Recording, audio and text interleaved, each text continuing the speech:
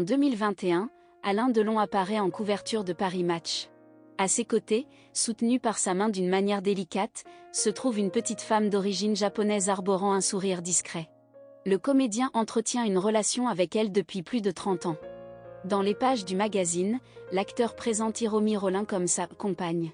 Cependant, le 5 juillet dernier, le grand public est pris de stupeur. Il est révélé qu'Anthony, Anouchka et Alain Fabien, ses enfants, déposent une plainte pour harcèlement moral et détournement de correspondance contre celle qu'il considère non pas comme sa compagne, mais comme sa « dame de compagnie ». Alain Delon lui-même se joint à cette action en émettant une déclaration écrite. Au sein de l'entourage du comédien, les langues se délient. Du projectionniste à la presque sœur de Véronique de Villèle, en passant par sa filleule, l'actrice Géraldine Danon, tous expriment de graves reproches envers Hiromi Rollin. L'avocat représentant la fratrie, maître Christophe Ayala, confirme ces allégations.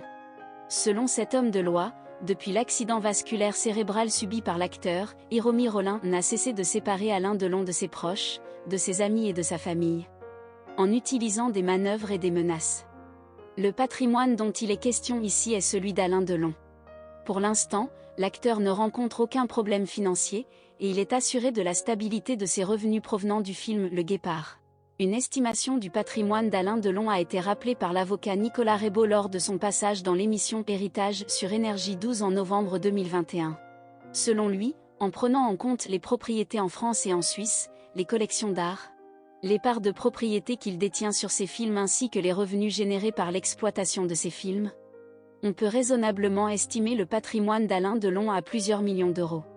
L'acteur a également fait preuve de sagacité en investissant dans l'immobilier, notamment dans un triplex parisien où il a vécu dans les années 60 et 70 avec Romy Schneider et Mireille d'Arc. Le bien en question, situé entre le 7e et le 9e étage du 42 avenue du Président Kennedy, comportait une terrasse offrant une vue imprenable sur la Tour Eiffel. En 2012, Alain Delon décide de s'en séparer et le met en vente pour la somme exorbitante de 46 millions d'euros. Par ailleurs, il convient également de mentionner son château dans le Loiret, un domaine qui est devenu son royaume secret. C'est là que l'acteur résidait encore récemment avec son chien Loubo et Hiromi Rollin. La fortune d'Alain Delon repose également sur sa passion pour l'art. En tant que collectionneur éclairé et doté d'un goût sûr, l'acteur emblématique du film Le Samouraï a récemment récolté plus de 8 millions d'euros lors de la vente de 80 de ses œuvres d'art, le 22 juin dernier.